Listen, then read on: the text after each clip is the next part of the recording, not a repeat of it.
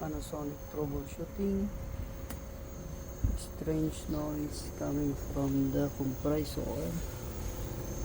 So as we can see, it's all free without touching to each other, but we're just trying to figure it out. Where's that strange noise coming from?